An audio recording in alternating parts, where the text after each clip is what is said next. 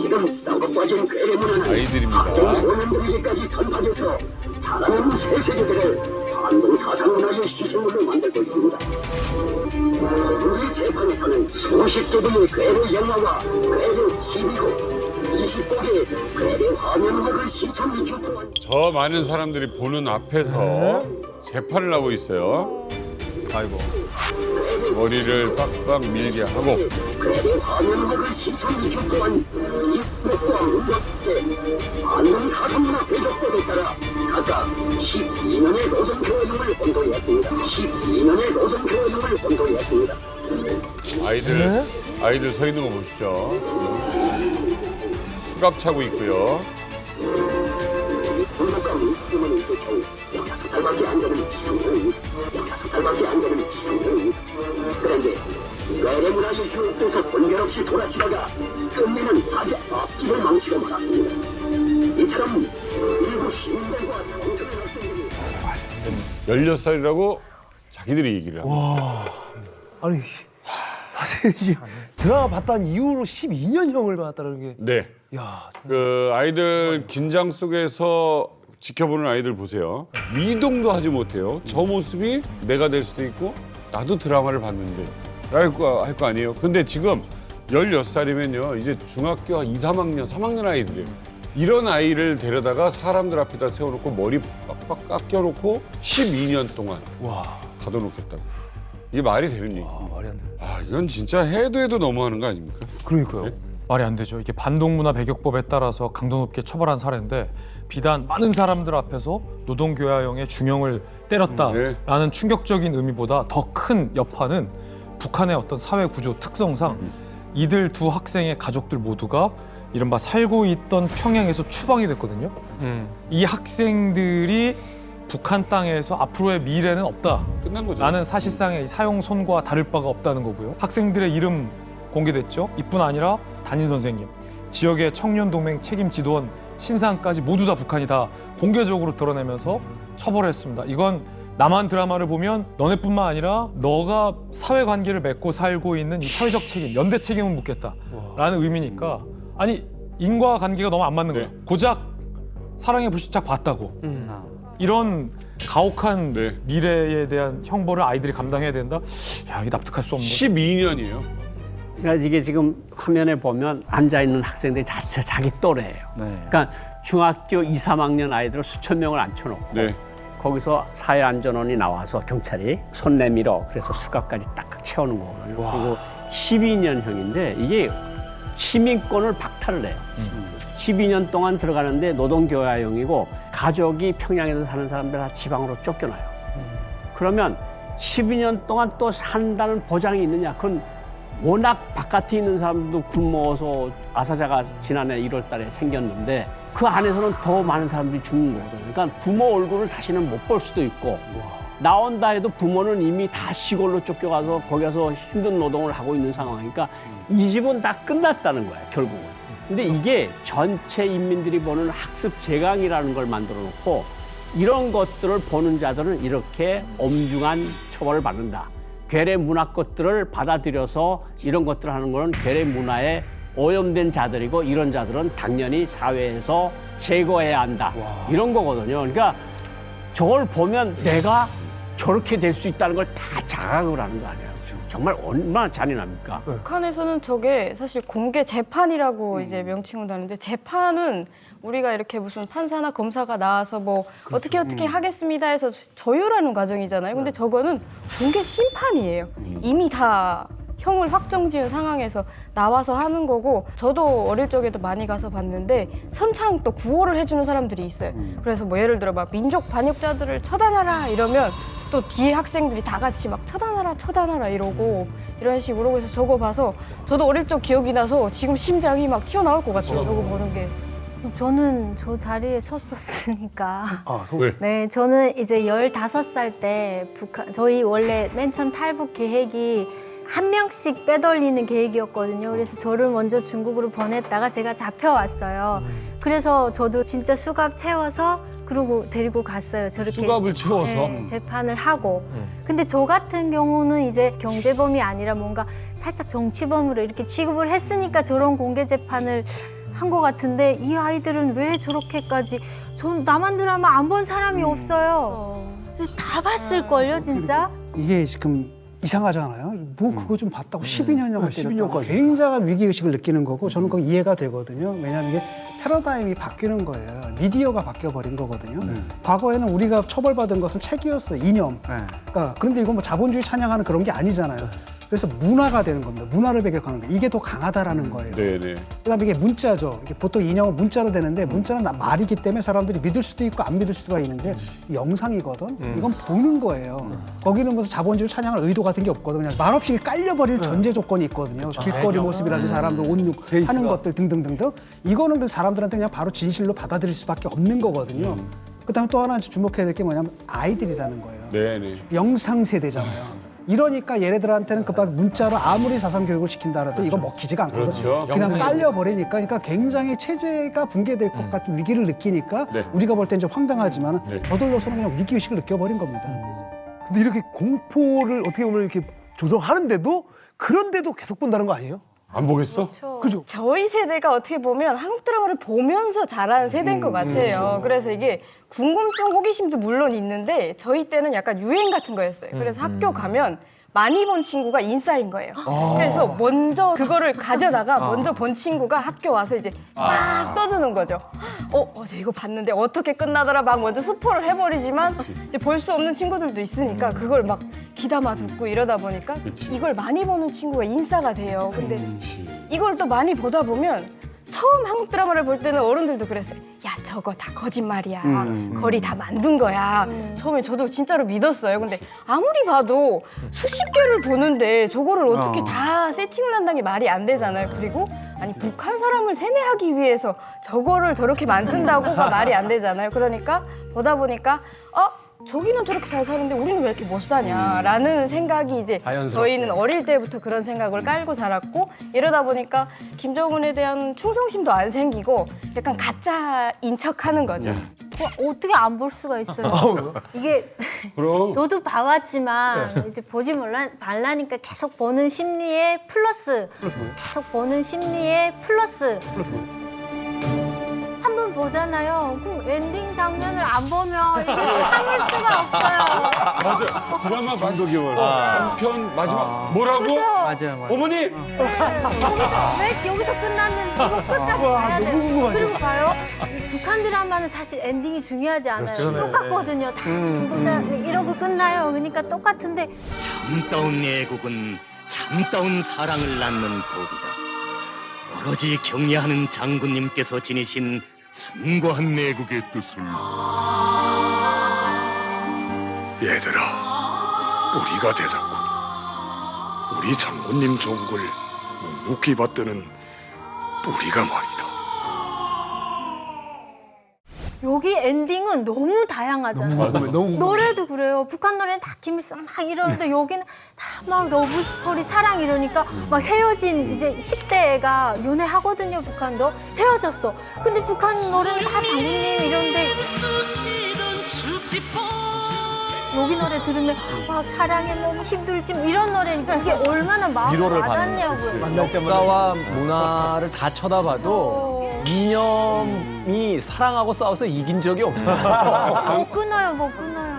어느 시대나 이제 금서의 역사가 있단 말이에요. 그렇죠. 금지한 것을 보는 것에 대해서 굉장히 이제 제재를 가하는 시대가 있는데 사실 이거는 그 체제가 이제 가장 강력하게 흔들릴 때 그 제재의 어떤 형량이나 이런 것들이 세지잖아요. 흔들리는 시기에 저런 일들을 한다는 걸 봤을 때 북한이 지금 위기를 이야기하고 있는 게 아닌가 하나 또 생각을 해보게 되는데. 자, 그런데요. 이 아무리 처벌하고 통제도 북한에 부는 한류의 바람을 이제 좀처럼 잠재울 수가 없다고 판단을 했다는 거죠. 자, 김정은이 이제는 정말 최고의 수단을 꺼내들었다라는 생각을 해보게 되는데 그만큼 강력한 통제 수단이 있다는 건 그만큼 큰 위기감을 느끼고 있다. 자, 통일 불가 선언에 이어서 대한민국을 제1의 적대국으로 지정까지 했습니다. 이 말인 즉슨 이제 대한민국과 전면전을 하겠다. 뭐 이런 위협을 하고 있는 게 아닌가 하는 생각이 드는데.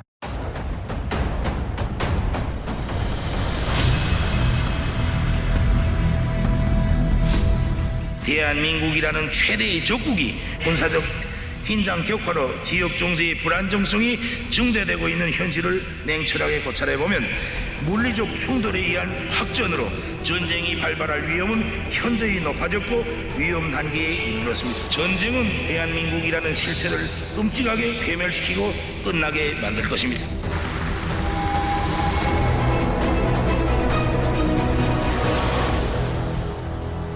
자기 동포를 괴멸시킨다고 하면서 박수를 친다고요? 아니 이 말폭탄을 퍼붓는 게 사실 하루 이틀은 아닌데 이번 발언은 좀 무시무시하더라고. 좀 이번 좀 다른 게 아닌가라는 생각이 좀 들기도 하고. 예전에 북한이 했던 말폭탄이랑은 달라요. 네, 그러니까 김정은 이전에는 가장 센 말폭탄이 서울 불바다.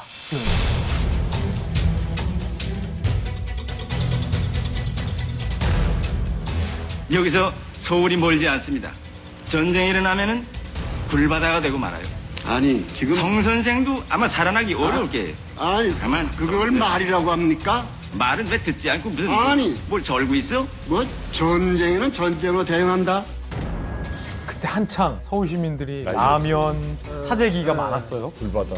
그런데 이제는 서울 불바다 발언을 해도 라면을 사재기하지 않죠. 그런데 지금 김정은이 하고 있는 발언은 어떤 먼 미래의 주문적인 얘기가 아니라 김정은이 뭔가 체념한 듯한 어조로 담담하게 전쟁을 일으키겠다가 아니라 나는 전쟁도 불사할 수 있는 사람이다. 내 생각이 바뀌었다. 나는 전쟁을 더 이상 피해야 될 수단으로 여기지 않는다. 갈 때까지 갔다.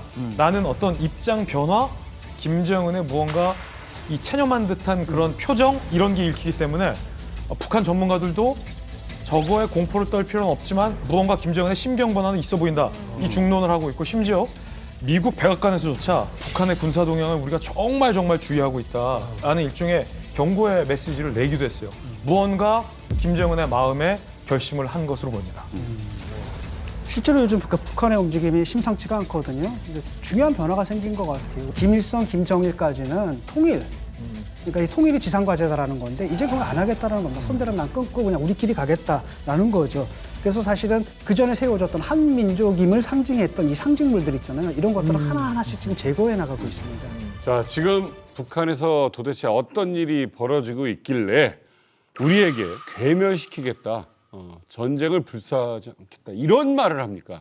도대체 북한에는 어떤 일이 있길래 어떤 이 속내가 있길래 김정은은 이렇게 수위를 높이고 있는 것일까요?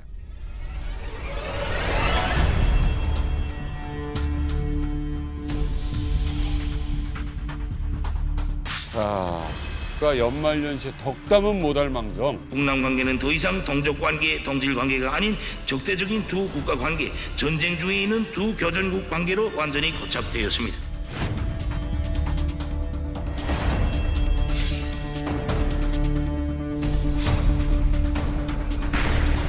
자, 대남이 연락이 되는 여러 가지 기구들을 다 폐지합니다. 와. 민족 동족이라는 개념은 이미 우리의 인식에서 삭제되었다.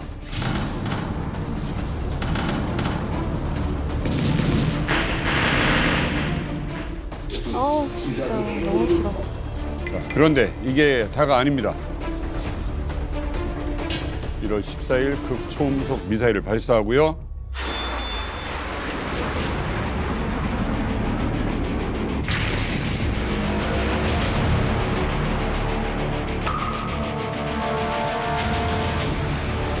수중 핵무기 체계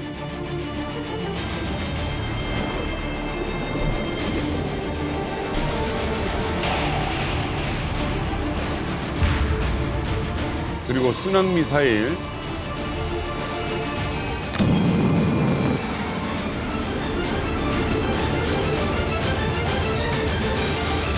계속 발사합니다.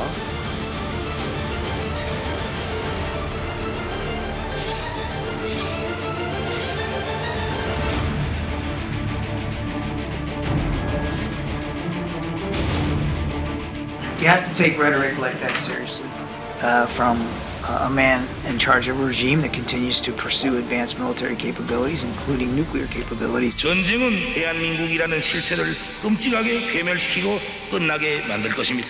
대한민국이라는 최대의 적국이 물리적 충돌에 의한 확전으로 전쟁이 발발할 위험은 현저히 높아졌고 위험 단계에 이르렀습니다.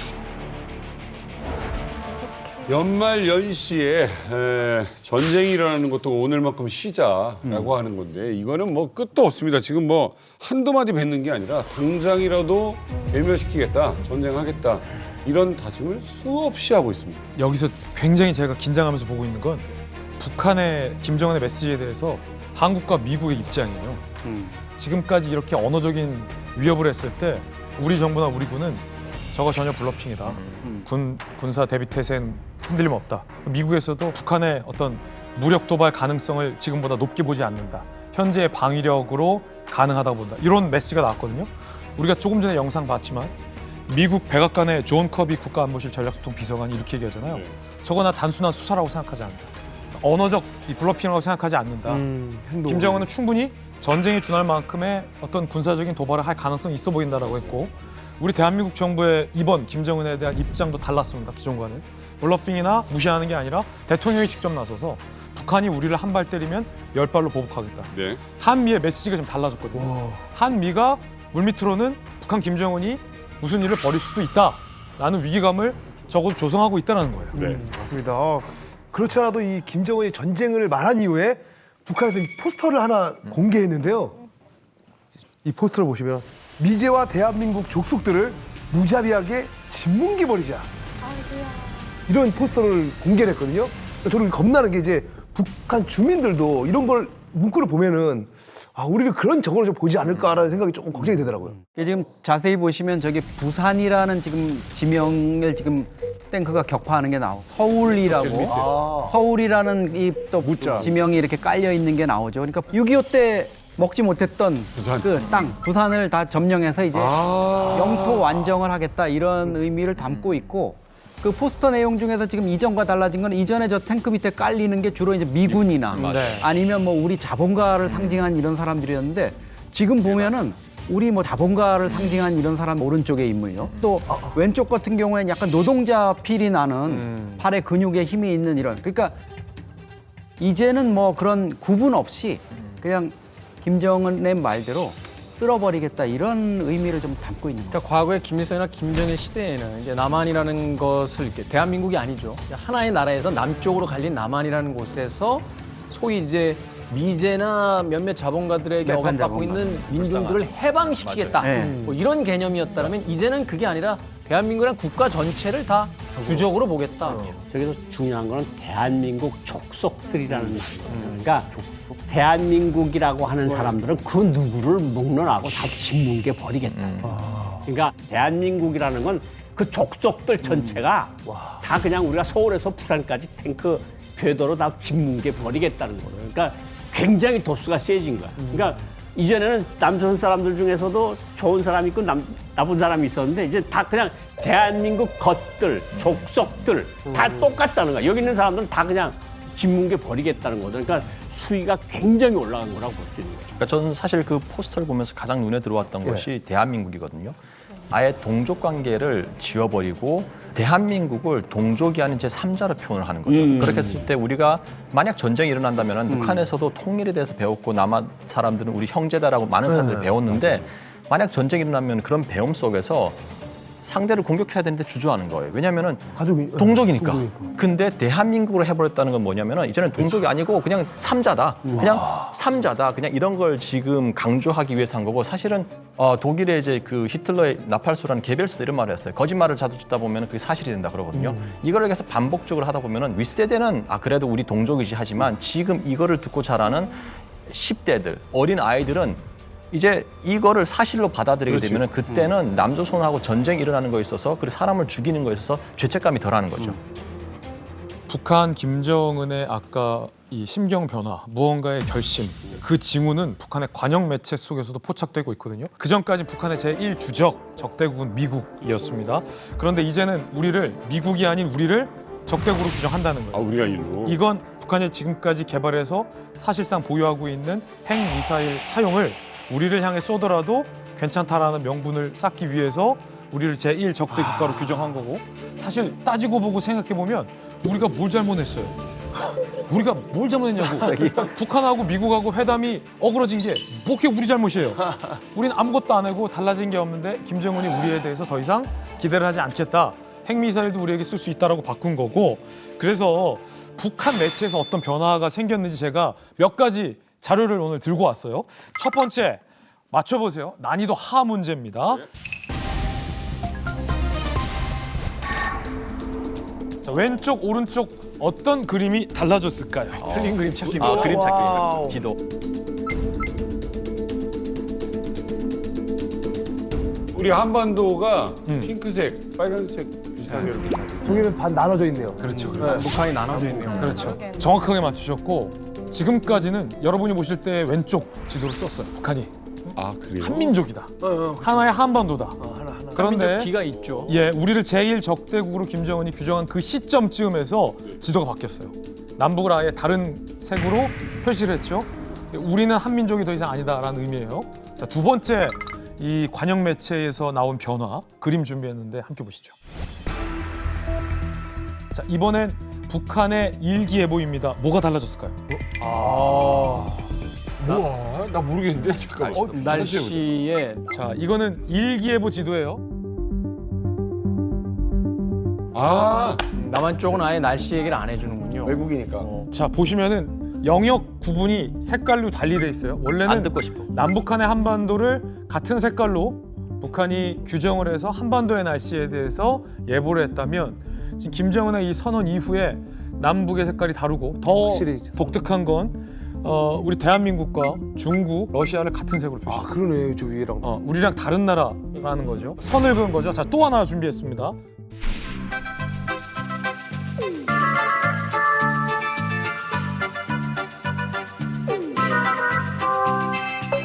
이번에는 어린이들에게 방송 시간을 알리는 북한 매체의 방송 시간 알림 화면인데 자, 뭐가 달라졌을까요? 뭐가 좀 빠져 있어요. 뒤에 한반도. 한반도 지도. 지도가 빠졌어요. 통일. 지도도 지도고 통일이라는 글씨 조그맣게 보이세요? 맞아요. 통일이라는 글씨를 어린 아이들에게 북한 관영 매체에서 이렇게 방송 시간 맞아요. 알리는 화면에서 네. 통일이라는 메시지를 썼단 말이에요. 마치 그림의 오른쪽에 있는 네. 통일이라는 글씨. 사소한 문제 같지만 이 통일이라는 글자도 쏙 빠졌죠. 텔레비전 날씨 보는 거 보면 이제는 한반도가 전체 보였는데 이제 뚝 잘라져가지고 이 한반도 남쪽이 없어졌어요. 걔네들 지도에서.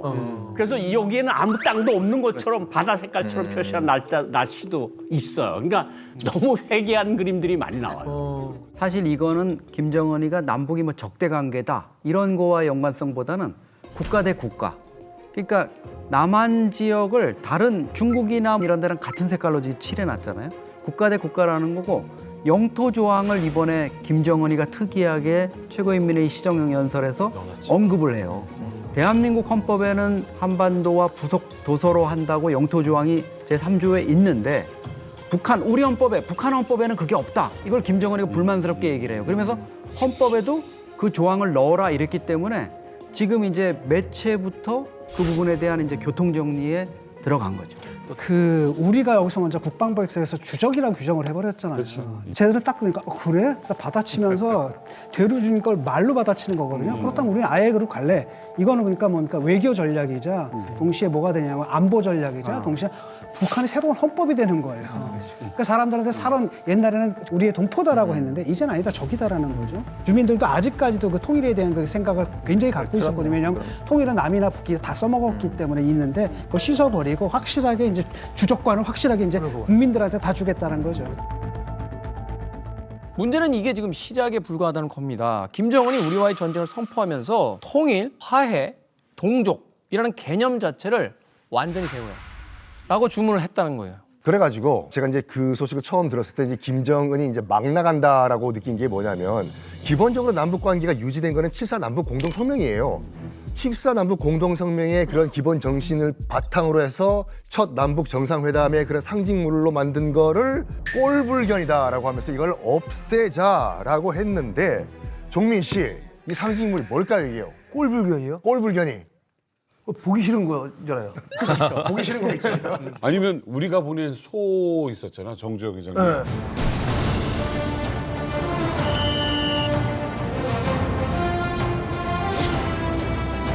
안녕하십니까.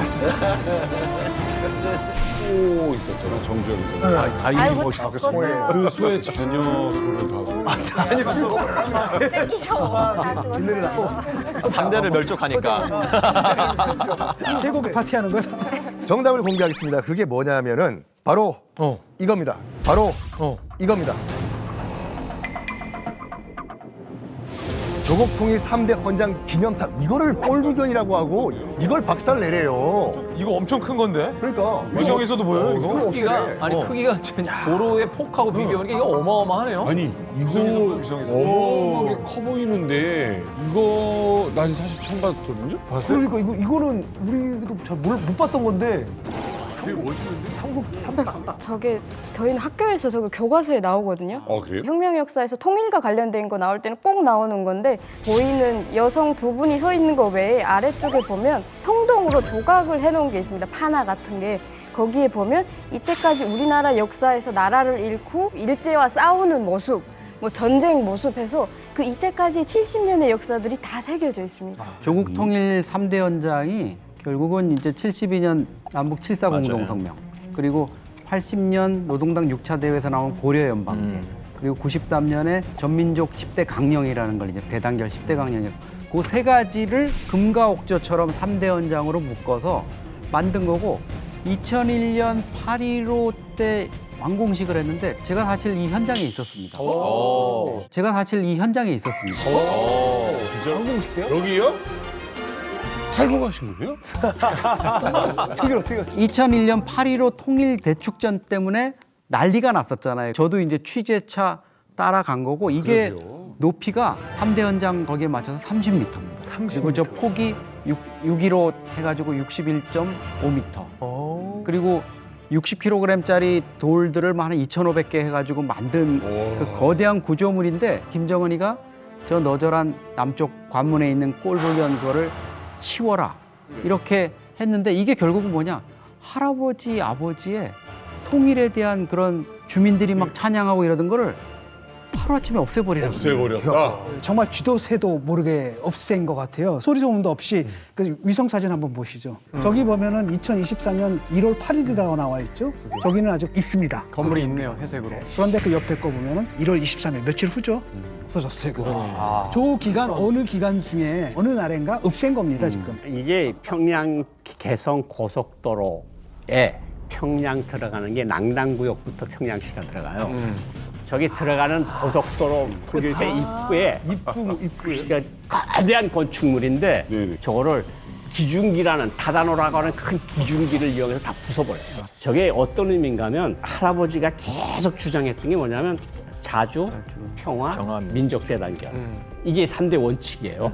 그리고 이제 고려민주연방공화국 창립방언하고 이제 10대 강령인데 이거는 북한이 주민들이 이제까지 휴전돼서부터 지금까지 이거를 위해서 고생해왔어.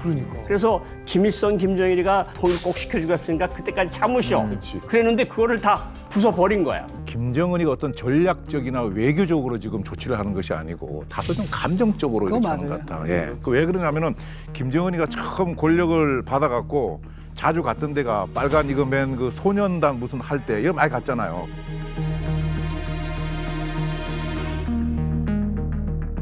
왜? 미래의 나의 이제 그 지지 세력이었는데 이게 가만히 커보니까는 아닌 걸로 지금 자꾸 느껴지다 보니까 그 이제 여러 가지 불안해서 김주혜 10살짜리를 후계자로까지 이렇게 해놨는데 이 김주혜를 떠받쳐야 될 MZ 세대가 영 아니라 이거죠. 네. 그게 불안한 거야. 그런데 이제 장성택이도 함부로 죽여버렸지. 그 이후에 김한건인가 조언을 하다가 갑자기 죽었지 않습니까? 네네. 그리고 나니까 옆에서 누군가가 조곤조곤 조언해주는 사람이 분명히 없을 것 같아요. 함부로 얘기했다고 뭐 쉬었다고 될 테니까. 이제 일련의 과정들을 우리가 말을 하고 있는데 저는 이 시발점이 하노이 노딜이라고 봐요. 그렇죠. 하노이 노딜 하고 보니까 미국 대통령을 3번씩이나 만났는데도 안 되네. 그러니까 우리 길을 갈 거야. 그래서 하노이 노딜 이후에 저는 북한이 김정은이가 자기식의 국가 전략을 짜고 있다고 봐요. 대남 정책은 자기 색깔 있는 게 없었거든. 다 할아버지 아버지 거잖아요. 이게 자기식 뭔가를 만들려고 한국을 적대 국가로 돌려놓는데 왜 갑자기 지금일까? 그리고 왜 갑자기 저렇게 요란스럽게 소리를 낼까? 분명히 저는 아까 우리가 처음에 시작하면서 본 동영상에 해답이 있다고 봐요. 그러니까 한국하고 교류하면서 같은 말을 쓴다고 교류하고 협력해서 얻는 물질적 득보다 같은 족속이라고 하는 저 사람들이 우리한테 들여보내는 한류 영향력이 너무 커. 아하. 그러니까 외국에 출장 나오는 사람들이 처음으로 하는 일이 그동안 자기가 못 본 드라마를 밤새껏 본다는 거 아니야. 와. 그래서 이 드라마는 이렇게 끝나는구나. 이만큼 흡인력이 있으니까 아 이게 체제에 주는 나쁜 영향이 이게 훨씬 더 크다. 이걸 차라리 적으로 돌려놓고 적대시하는 게 내 체제를 유지하는데 결정적인 도움이 되겠구나. 이거의 기본 요인인 것 같아요. 저는 이제 기본적으로 지금 요 일련의 상황을 보면 김정은이 역시 반통일적이고 네. 반민족적이고 반역사적이라는 부분을 스스로 이제 커밍아웃한 거라고 생각을 해요. 그리고 아버지 할아버지가 체제 경쟁에서 졌는데 내가 해가지고 13년 동안 해봤는데 아 이게 안 되는 거구나 하고 문을 이제 닫아 건 거라고 보거든요. 그 기저에는 대한민국에 대한 어떤 열등감, 열패감 그런 게 저는 깔려 있는 것 같은데. 그래서인지 몰라도 확실히 이번 북한의 움직임 심상치는 않습니다. 선대가 50여 년 동안 넘게 유지해온 그 평화와 화합의 남북 상징물을 제거한 데 이어서 전쟁을 계속해서 언급하고 있는데 자 나는 말뿐만이 아니야 행동할 수도 있어 뭐 이런 것을 증명하려는 듯 여러 가지 모습들을 또 보여주고 있죠. 그리고 지금 타이밍이 북한에게 있어서는 무언가 하나 큰 도발을 할 법한 타이밍이라는 거예요. 엄청나게 큰 총선을 앞두고 있어요. 그래요. 미국의 대선도 앞두고 있습니다. 무력 도발을 계속하고 있어요. 전쟁은 아닐지라도 이 사인에 맞춰서 지난 1월 15일에 북한이 뭘 선보였냐면 단 1분 만에 우리 상공을 뚫고 와서 서울 일대를 초토화할 수 있는 극초음속 미사일 시험 발사까지 북한이 성공했다고 발표했습니다. 극초음속 기동용 조종 전투부를 장착한 중장거리 고체연료 탄도미사일 시험 발사를 진행했습니다. 시험 발사는 성공적으로 진행됐습니다. 자, 음속의 5배, 시속 6,120km를 간다. 자, 음속의 5배, 시속 6,120km를 간다.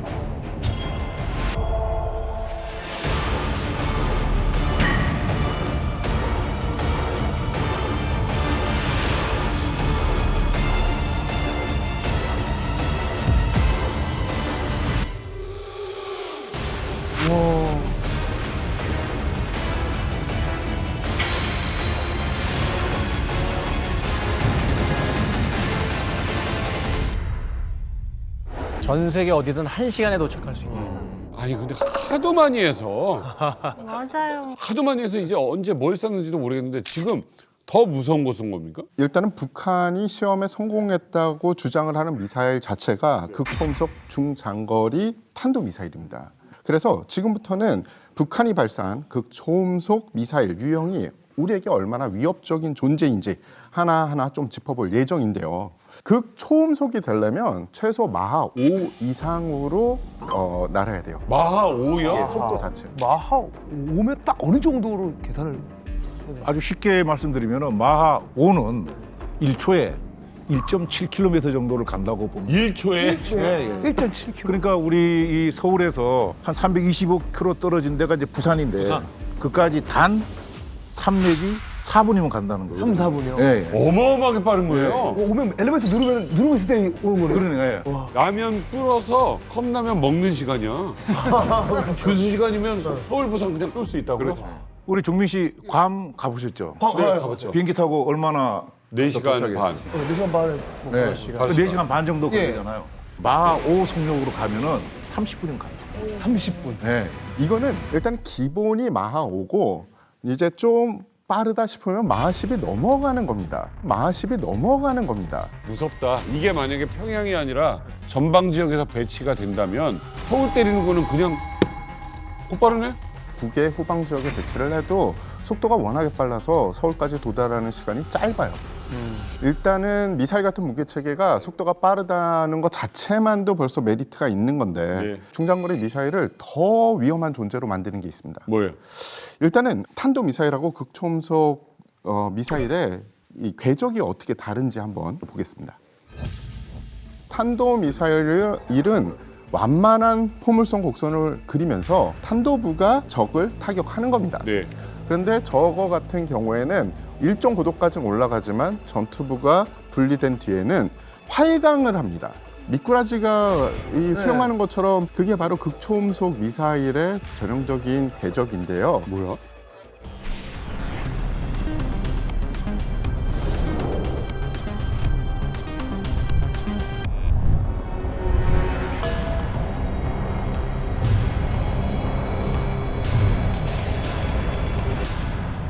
야, 스스로 이렇게 움직여서 간다면 와, 무섭다. 만약에 완만한 포물선을 그리면 예측을 해서 요격하기가 쉬운 거죠. 그런데 좌우로만 변칙 기동을 해도 요격하기가 굉장히 힘들거든요. 워낙에 속도가 빠른 데다가 게다가 저공으로 들어옵니다. 네네네. 그런데 좌우 상하로 기동하면은 이거는 정말 요격하기가 불가능하진 않지만 좀 어렵네요. 아주 어렵다라고 볼 수 있고요.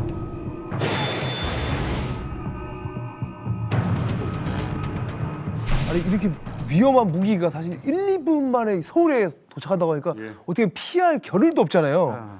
아니 진짜 북한에서 이렇게 이 정도로 기술력이 지금 뛰어나게 된 건가요? 네, 사실 경각심을 가져야 되죠. 2021년 초에 북한이 초음속 미사일을 개발하겠다. 이렇게 이제 얘기가 나왔었는데 그해 9월 달에 첫 시험 발사를 했지 않습니까? 그리고 네. 그 사이에 4번의 시험 발사를 한 거예요. 그러니까 이거 자체가 이제 얼마나 위력을 가지고 있다는 것들, 또 한미의 미사일 방어망이 대응하기 힘든 아이템 중에 하나라는 걸 이제 정확히 알고 있는 거죠. 근데 한 가지 더 경계해야 될 게 있어요. 뭡니까? 2년 전에 이 극초음속 미사일 북한이 발사했거든요. 위력적입니다. 하지만 발사 전에 우리가 사전 징후로 포착해서 발사할 것 같으면 요격할 수 있습니다. 라고 제가 보도했었거든요.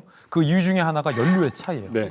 2년 전에는 극초음속 미사일에 액체 연료를 썼어요. 네. 그런데 지금 고체 연료를 쓴 거거든요. 아, 이거 우리 몇 번 얘기했죠. 그렇죠. 아니 이 고체 연료랑 그러면 액체랑 차이가 좀 큰가요? 그거 물어볼 줄 알고 제가 준비했습니다. 그거 물어볼 줄 알고 제가 준비했습니다. 역시 그런 거였는데 김진 기자가 지난번에 했어요. 자, 지금 군사 강국에서는 액체 연료보다는 고체 연료를 사용한 미사일이나 발사체를 개발하는 걸 선호합니다. 이유는 구조도에서 보시면 알듯이 액체 연료를 사용하는 미사일은 복잡해요. 비싸요, 만드는데. 고체 연료는 심플해요. 싸게 만들 수 있어요. 그것뿐만이 아닙니다.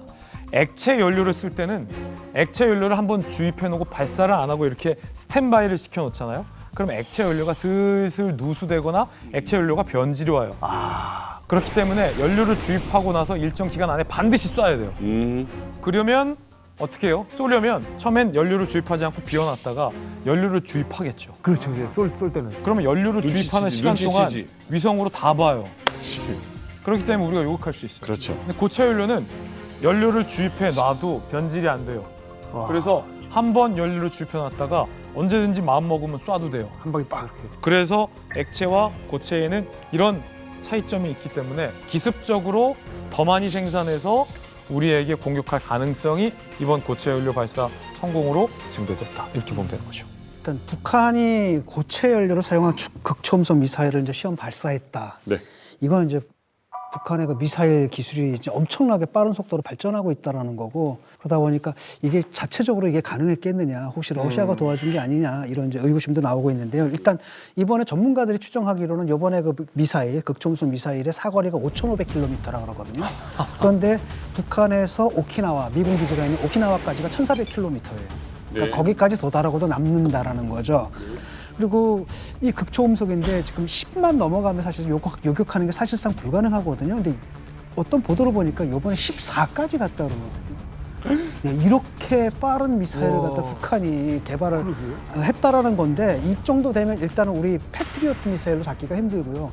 사드로도 잡기가 굉장히 힘들어집니다. 이 극초음속 미사일이 얼마나 이슈였냐면 작년 6월에, 제 기억이 6월이었는데 미국에서 미 상원 군사위 청문회에 치열한 여야 간의 논쟁이 북한이 저 극초음속 개발했는데 미국이 막을 수 있냐였어요. 그때 당시에 펜타곤의 간부들이 청문회에 참석을 해서 자신 있게 얘기했던 게 있어요. 미국의 우주 기술로 극초음속 미사일의 궤적을 분석해서 마지막 종말 단계에서는 미국은 현재 기술로서는 요격할 수 있다라고 밝혔어요. 그런데 그 말은 미국을 제외한 전 세계의 어느 나라도 현재 기술로는 북한의 극초음속 미사일을 요격할 수 없다는 얘기예요. 북한이 물론 뭐 무기 만드는데 아주 모든 뭐 정신과 돈을 다 쏟아붓습니다. 그렇다고 해도 이렇게 단기간에 여러 가지를 만들어내는 게 가능하냐 궁금해요. 사실은 그래서 그 배후에 누군가 분명 있다, 다른 국가가 있다라는 것이 이제 전문가들의 어떤 의견인데 실제로 작년부터 최근까지요. 북한이 군사정찰 위성부터 극초음속 미사일 등 이 전략 무기가 공개될 때마다 그 절명 타이밍에 등장하는 또 다른 국가가 하나 있죠. 바로 러시아입니다.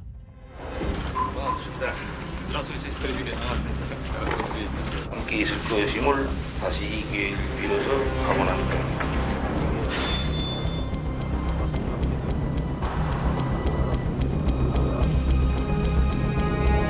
여우의 친구는 승냥이라고.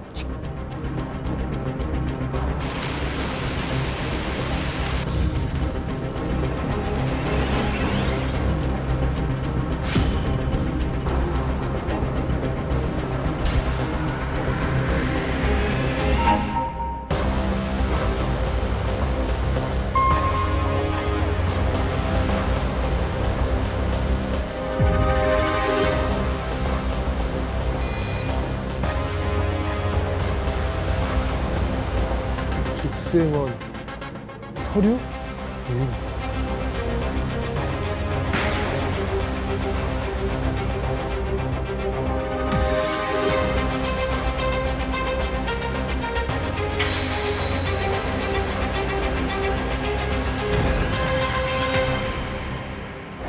작년 10월에 어떻게 보면 러시아에서 그 외무장관이 평양에 갔었잖아요. 네. 근데 최선희가 그러면 답방을 간 게 아니고 뭔가 다른 꿍꿍이가 있었다는 거네요. 그런데 그렇다고 해서 푸틴이 북한이 요구하는 그 모든 걸 다 들어줄 필요가 있느냐 과연 이게 이제 관건인 거잖아요. 그렇죠. 러시아가 뭐 세계 최고 수준의 그 이런 핵과 미사일 기술 이걸 다 북한한테 줄 이유도 없을 거고 그럴 필요도 별로 느끼지는 않겠지만 사실 푸틴 입장에서는 상당히 지금 부담이 있을 거예요. 왜냐하면 우크라이나에서 고전하는 자기한테 포탄이라든가 이런 걸 뭐 물량을 어마어마하게 지금 북한이 뽑아주고 있기 때문에 그걸로 지금 버티고 있고 또 러시아가 상당 부분 지금 비중이 점점 늘어나고 있거든요. 푸틴이 지금 어쨌든 북한을 방문하겠다고 했지 않습니까? 네. 24년 만에. 그러려면 푸틴 입장에서는 김정은한테 뭐가 또 그럴싸한 선물을 줄 수밖에 없는 상황입니다.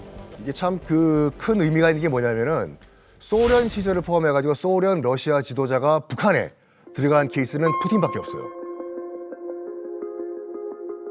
푸틴 같은 경우에는 굉장히 독특한 그런 그 지도자인 게 뭐냐면은 상대편 국가 원수를 깔아뭉개고 망신을 줘요. 우리가 다 알다시피 이제 기다리게 하는 건 기본이고 엘리자베스 2세 여왕도 기다리게 했지 않습니까? 심지어는 아베 신조 전 일본 총리라든지 이제 메르켈 총리 같은 경우에는 회담장에 개를 풀어요. 그러니까 우리가 키우는 그 애완개라고 인사하라고. 근데 생각해봐. 정상회담 자리예요. 정상회담 하고 있는데 갑자기 문을 열면서 시체 파티가 달려와. 얼마나 깜짝 놀랄까요? 근데 지금 이 최선희 이제 외상 같은 경우에는 기다리지도 않았고 동시에 도착해서 이제 악수까지 했어요. 지금 그 최선희와 푸틴이 만났던 그 장소 자리 바로 뒤에 있는 테이블이 하나 있거든요. 요 테이블이 어떤 테이블이냐면 지난 2022년에 프랑스의 마크롱 대통령이 우크라이나 문제를 해결하기 위해서 몸소 모스크바 크렘린궁 그 자리에 가요. 근데 멀리 떨어졌던 거? 그러면 봐봐요. 약간 타원형 테이블이거든요. 이렇게 이렇게 앉았어 지금. 이건 진짜 이상해. 일선에 따르면 서로 말이 안 들려가지고 고함을 쳤다 그래요. 우크라이나 제발. 그러니까 이건 뭐냐면 의도적으로 마크롱 대통령을 깎아 내린 거예요. 회담할 생각이 없다. 회담할 생각이 없는 거예요 지금요.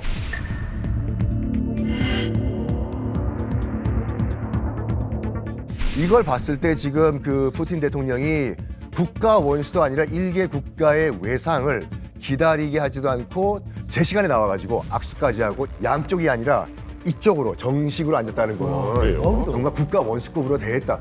굉장히 큰 의미를 갖고 있습니다 이게.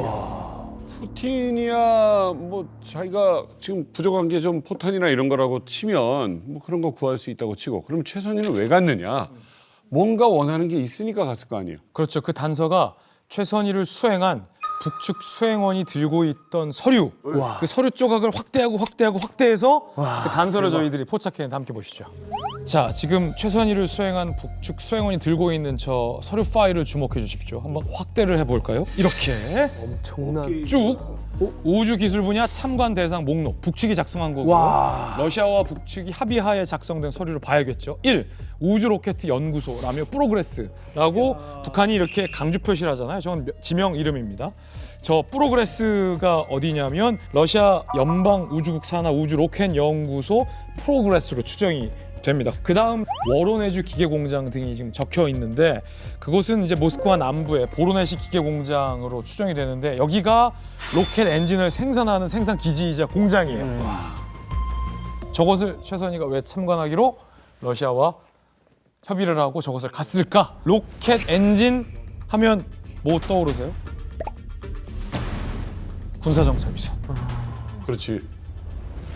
근데 저거 참 신기해요. 북한 같으면은 저거 당연히 이제 모자이크 처리를 하거나 이렇게 할 텐데 저 통역이 아주 고도로 훈련된 친구인데 작은 수첩에다 보이게 이렇게 꽂았단 말이에요. 그리고 저 장면이 그 푸틴을 만나기 위해서 최선희가 있고 거기 있는 전속 사진사들이 아주 집중해서 찍고 있는 순간인데 이 친구가 보란 듯이 이렇게 보여주면서 최선희한테 일부러 다가가서 문을 굽히고 그래서 찍힌 거거든요. 그러니까 좀 의도적인 연출의 냄새도 있긴 있어요.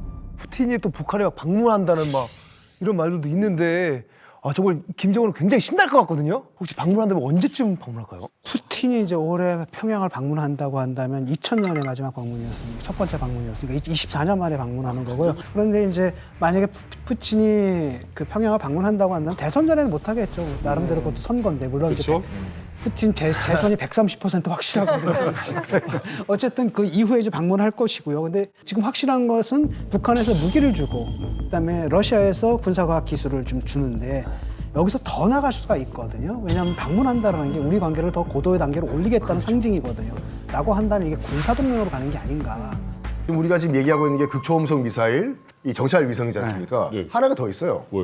이것도 굉장히 중요한 전략 자산 중에 하나인데 지난해 11월 군사 정찰 위성 발사 성공 한 달 후인 12월에 바로 하늘의 레이더라고 불리는 조기 경보기가 북한에서 조립이 되고 있다는 것으로 추정되는 사진이 발견됐거든요. 지금 보시는 것 같이 지금 위성 사진인데 고려항공 지금 화물기로 보이는 러시아제 수송기를 조기 경보기로 개조하고 있는 것처럼 보이는데 저게 만약 진짜 조기 경보기라고 하면은 이것도 또 게임 체인저거든요. 일단 조기 경보기에 대해서 좀 더 자세히 쉽게 말씀을 드리자면은 조기 경보기를 우리가 정보, 정찰, 감시 자산이라고 합니다. 네. 보통 우리가 적기를 파악하려면 지상에 설치된 레이더를 사용하죠. 그렇죠. 위를 보는 거죠. 네. 레이더가 지상에서 위로 발사가 되면 지구 공률에 따라서 사각인 지점이 생길 수밖에 없어요. 네. 그래서 우리가 영화 같은 거 보거나 아니면 실제 전쟁에서 저공 침투한다 뭐 이런 이야기 많이 나오지 않습니까? 그게 바로 레이더의 사각을 이용하는 건데 조기 경보기 같은 경우는 그 위에 둥그런 접시 같은 게 똑같은 레이더예요. 근데 위에서 아래로 조사가 될 수 있고 위로도 조사될 수 있고 일정 부분을 내가 노려서 조사할 수도 있어요. 얼마까지 볼 수 있는 거예요? 러시아의 조기 경보기 A50 메인스테이의 성능이 나온다면 최소한 탐지 거리가 무려 470km 정도 돼요. 그러니까 황해도 상공에서 한국 전역을 어느 정도 커버할 수 있고요. 조기 경보기의 무서운 점은 단일 표적을 추적하지는 않습니다. 다수의 표적들을 동시에 추적할 수도 있고요. 그리고 북한이 조기 경보 통제기가 왜 필요하냐라는 점을 좀 생각을 해봐야 되는데 항공 우세라는 게 굉장히 중요합니다. 전쟁에서. 그러니까 제공권을 잡는 게 중요하죠.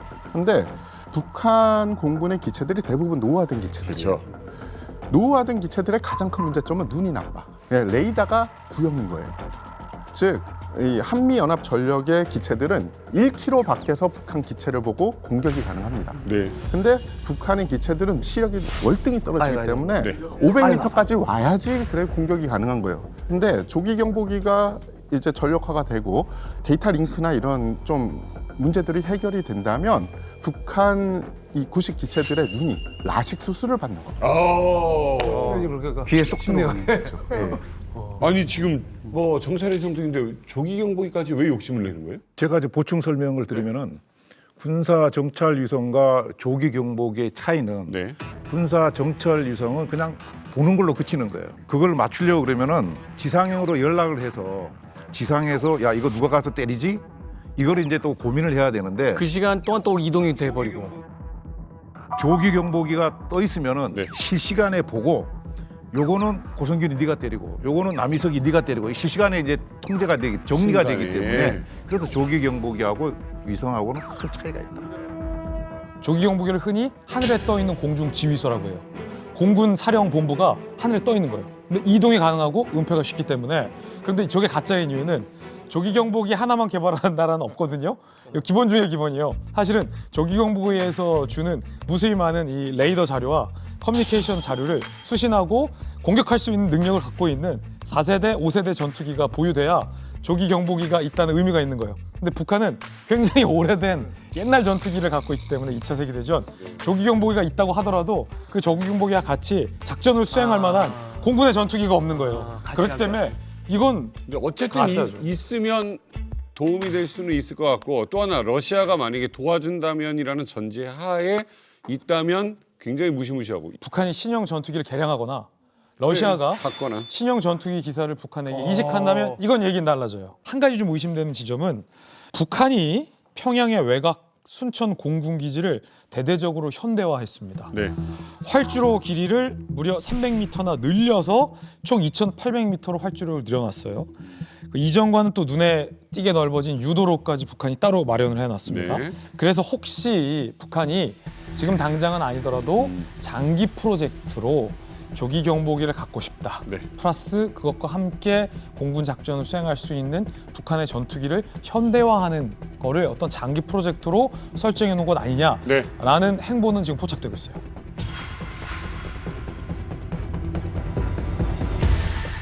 이웅평 대입 이후에 마지막으로 미국 19기를 몰고 귀순한 북한 공군 책임 비행사이자 대한민국 공군 대령 출신이세요. 이철수 대령을 만나서 김정은이 과연 극초음속 미사일에 이어서 조기 경보기까지 이제 확보하려고 하는 그 속내가 무엇인지 좀 여쭤봤습니다.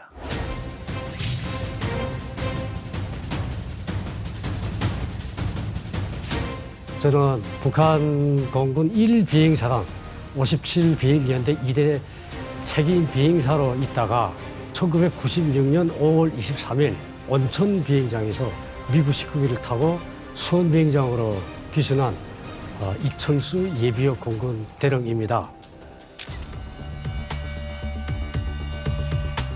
북한은 무기 체계 면에서도 열세하고 우리 대한민국보다 떨어진 거는 기정사실이에요.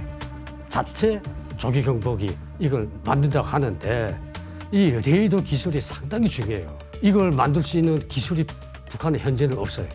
러시아가 조기 경보기를 주면 되는데 조기 경보기 줘봐야 연동이 안 되는데 북한의 전투기하고 쓸 수가 없는 거예요. 그러니까 북한의 보유하고는 레이더 가지고는 못 봐요. 우리 한국을. 60, 70년대에 러시아로부터 들여온 레이더인데 그 성능을 업그레이드 시키기 위해서 조기 경보기라는 이 항공기를 공중에 떠 있는 레이더 탐지 거리를 늘리기 위한 이 차원에서 보는 것이 정확하다.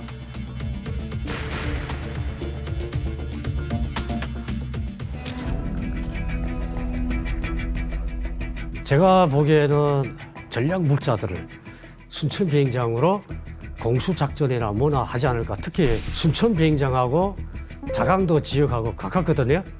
러시아에다가 미사일이나 포탄을 공급해 주는데 열차, 배로 수송하기는 시간 너무 많이 걸리니 가장 가까이 있는 순천 비행장을 활주로 거리를 좀 늘려가지고 수송기 띄우기 위한 활주로 거리가 필요했다. 저도 저기 전적으로 동의해요. 러시아에서 와서 대형 수송기에다가 북한에서 생산된 포탄, 미사일 이걸 비행기다 싣고 러시아에 더 많은 군수품을 보내기 위한 그런 일환으로 얘네들이 활주로 확장 공사를 했다. 저는 그렇게 봐요.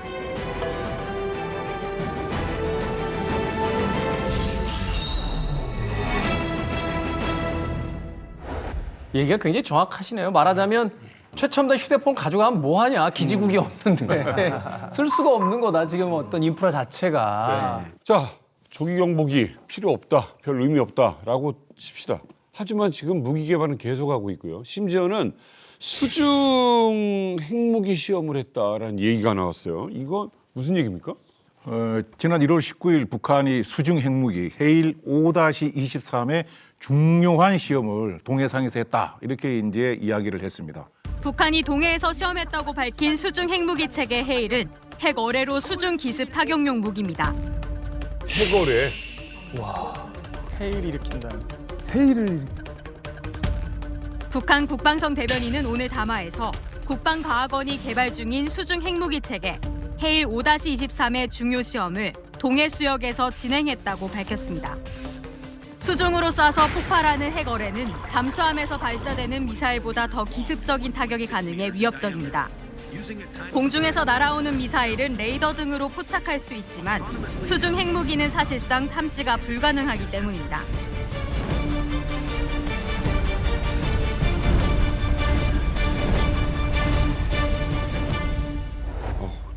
왜냐면 이제 해안 라인에 원자력 발전소들이 있고. 아니 어뢰가 핵어뢰라고요? 헤일이라는 게 찌나미라는 소리예요. 쓰나미. 그러니까 우리 흔히 쓰는 찌나미, 그러니까 핵어뢰로 방사능 찌나미를 일으켜서 우리 부산항이랑 울산항이랑 다 그냥 삼켜버리겠다는 게 이제 북한 보도대로 하면 그게 그건데 그렇게 됐는지는 아직도 두고 봐야죠. 예, 그래 한미일이 그 제주 남쪽 공해상에서 진행한 연합 해상 훈련이 있는데 거기에 이제 맞대응 차원에서 핵어뢰 시험 발사를 했다는 것인데 북한에서 그렇게 발표하고 관련된 자료를 일절 공개하지 않았기 때문에 그 진위 여부는 우리가 확인하기는 어렵지만 그럼에도 불구하고 해일 5-23이라는 것이 지난해 9월에 북한이 진수한 첫 전술핵 공격함이 있어요. 소위 김군옥 영웅함이라 그러는 그 김군옥 영웅함에서 운용하기 위해서 개발하고 있을 가능성이 크기 때문에 상당히 이제 무서운 존재가 될 수 있는 것이죠. 이뿐만 아니고요. 지난 1월 24일 날 서해로 순항 미사일을 발사를 했고요. 심지어 나흘 후에는 북한의 대표적인 잠수함 관련 기지들이 밀집된 심포 일대에서 이 순항 미사일의 시험 발사를 또 성공을 했습니다. SLCM은 수직 발사대에서 발사되는 잠수함 탄도미사일 SLBM과 달리 바다 및 어뢰관에서도 발사가 가능합니다. 여기에 팔자기동 등 변칙기동을 하는 순항미사일의 특성까지 더해져 한미 요격이 쉽지 않습니다. 심포에서 발사했다라는 게 어떻게 보면 약간 힌트를 주는 게 심포는 사실상 북한의 모든 잠수함 관련 시설이 밀집되어 있는 곳이고 전술핵 운용 잠수함이죠. 김군옥 영웅함. 그 함에서 발사를 했다라는 것을 보여주고 싶은 것 같아요. 지금 이 워딩 자체가. 이게 이제 일종의 북한 김정은의 군 무기 세계관이거든요. 아까 뭐 핵어뢰, 한미 정보당국이 공식적으로 추적이 안 된다 이렇게 우려를 제기하고 있는데 북한은 개발하겠다라고 약간 선언적인 의미도 있고 방금 태 기자님 얘기했던 잠수함에서 발사하는 순항 미사일도 기존까지 우리가 봤던 무기가 아니라 새로운 무기, 새로운 북한의 세계관에 등장하는 무기거든요. 그런데 이 무기 이름이 공개됐어요. 불화살 3-31이에요.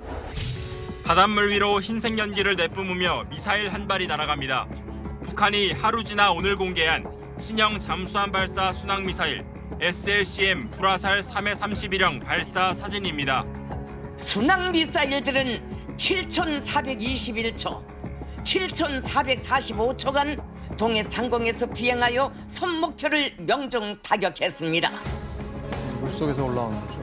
와. 닷새 전 지상에서 처음 발사했는데 나흘 만에 수중 잠수함에서도 발사가 가능하다는 것을 과시하려는 의도로 보입니다. 김주 기자. 그러니까 이 북한의 이 세계관에서는 요 잠수함에서도 순항 미사일을 우린 쐈다라고 지금 주장을 하고 있는 거고 실험을 한 건 맞아 보여요. 우리가 추적을 했으니까. 그런데 왜 30일일까? 이 숫자에 좀 주목을 해보면 30일? 이 세계관에서는 북한이 앞서 전술 핵탄두를 공개했는데 그게 화산 30일이에요.